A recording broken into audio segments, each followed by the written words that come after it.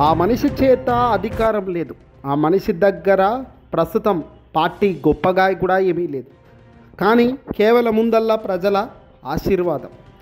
గొప్పగా పరిపాలన చేసిన 5 ఏళ్ల కాలం పూర్తి చేసుకొని ఓటమి చెందిన రాజకీయ నాయకుడికి ఈ తరహా మద్దతు ప్రజల నుంచి ఉండడం అంటే బహుశా దేశ చరిత్రలోనే నెంబర్ 1 వైఎస్ జగన్మోహన్ రెడ్డి గారు అని చెప్పక తప్పని పరిస్థితే వస్తుంది. ఎవరైతే శత్రువులు ఉన్నారో బాధపడే రోజులు అతి తొందరలోనే ఉన్నాయి. మిత్రులు తొడగొట్టే రోజులు ముందుకు ఉన్నాయి. రాష్ట్ర వ్యాప్తంగా రైతులకు తీవ్ర అవస్థలు పడుతున్నారని, రైతుల కోసం అంటూ రైతుల పాలిట వైఎస్ఆర్సీపీ పార్టీ అధినేత జగన్మోహన్ రెడ్డి గారు రంగం సిద్ధం చేసిన రోజు ఈరోజు.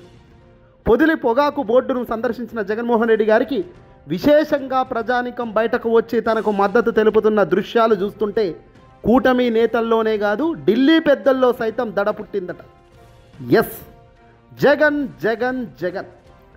ఏ ఇద్దరు కలిసినా నేడు రాష్ట్ర వ్యాప్తంగా వినబడుతున్న మాట జగన్.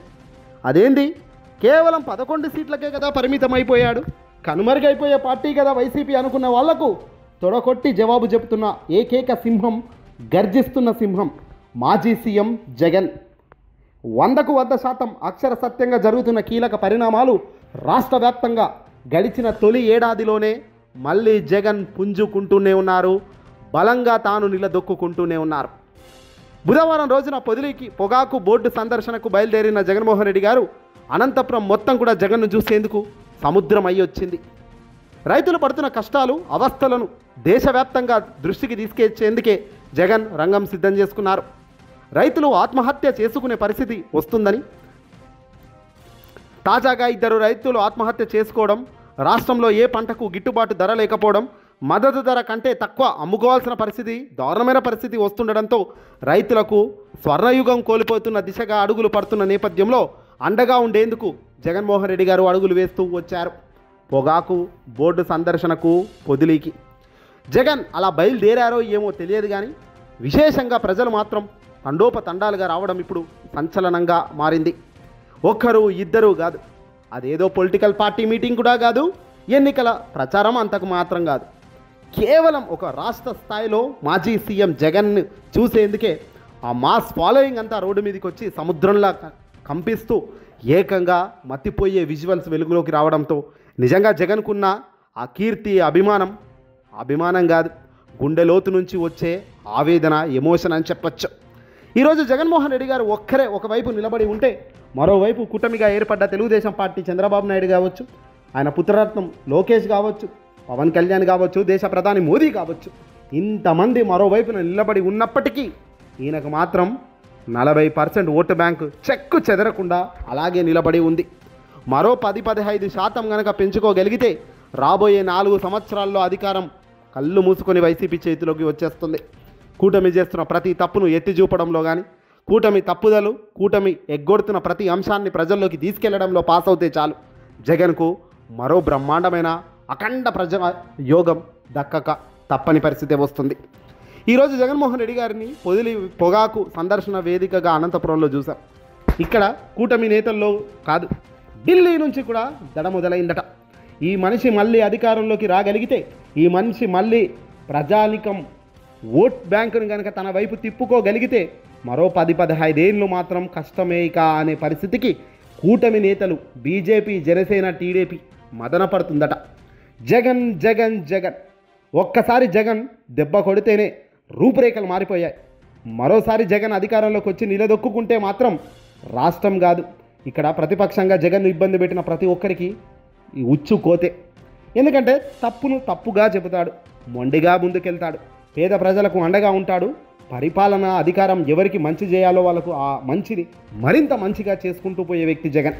అరాచక పరిపాలనలు, రెడ్ బుక్ రాజ్యాంగాలను సృష్టించడం కాదు గొప్ప విషయం అంటే, అరెస్టులు చేయడం, భయభ్రాంతులకు గురి చేయడం కాదు రాజకీయం అంటే. పేదవాడికి కష్టం రాకుండా చూసుకోవడంలోనే అసలు సిసలైన రాజకీయం ఉంటుంది. రాజశేఖర రెడ్డి గారైనా, జగన్ అయినా అధికారంలో కొద్ది నిమిషాలే ఉన్నప్పటికీ ఆ 5 ఏళ్ల కాలంలో వైఎస్ రాజశేఖర రెడ్డి గారు చేసిన మంచే ఈ రోజుకి మాట్లాడుకుంటున్నాం. 2019 నుంచి 24 దాకా కరోనా కష్టకాలంలో జగన్ చేసిన మంచే ఈ రోజుకి ఆయనను నిలబెడుతుంది. దారుణమైన ఓటమి, ఓడిపోవాల్సిన పరిస్థితి లేదు, రాకూడదు అనుకున్న వాళ్లకు సైతం ఈవీఎంల మాయో తెలుగుదేశం పార్టీ కూటమి చేసిన అరాచకమో తెలియదు, కానీ అల్టిమేట్గా గెలవాల్సిన వ్యక్తి గెలవలేదు, ఓడిపోతాడనుకున్న వ్యక్తి అఖండ మెజార్టీతో గెలవడం అంతకన్నా దారుణం మరొకటి లేదు. సరే, ఇన్ని సీట్లు గెలిచిన కూటమి ఇప్పుడు జగన్ను పట్టించుకోవాల్సిన అవసరం లేదు కదా. ఇన్ని సీట్లు అఖండ భారీ మెజార్టీ దేశంలో ప్రపంచంలో ఎప్పుడు ఏ రాష్ట్రంలో రాలేదని చెప్పుకుంటున్న కూటమి నేతలు మరి జగన్ ఓడిపోయాడు కదా 11 సీట్లకే, ఆయన్ని చూసి భయపడాల్సిన అవసరం బాధ్యత ఎందుకు? ఎందుకంటే జగన్కు ఇదిగో ఇలా ఫాలోయింగ్ ఉంది కాబట్టి, బయటకు అడుగు పెడితే లక్షల్లో జనాలు పరిగెత్తుకుంటూ వస్తారు కాబట్టి, జై జగన్ అనే నినాదం ఒక్కసారి గొంతెత్తితే మన రాష్ట్రమే కాదు మన పక్కనున్న రాష్ట్రం దాకా వినబడే పరిస్థితి ఉంటుంది. కాబట్టి ఈరోజు కూటమి నేతల్లో భయం వణుకు ఉంది. ఈరోజు భయం వణుకు అన్నది కూటమి నేతల్లోనే కాదు, అధికారంలో ఉన్న ఢిల్లీ పెద్దలో సైతం ఇప్పుడు దడపుడుతుందట.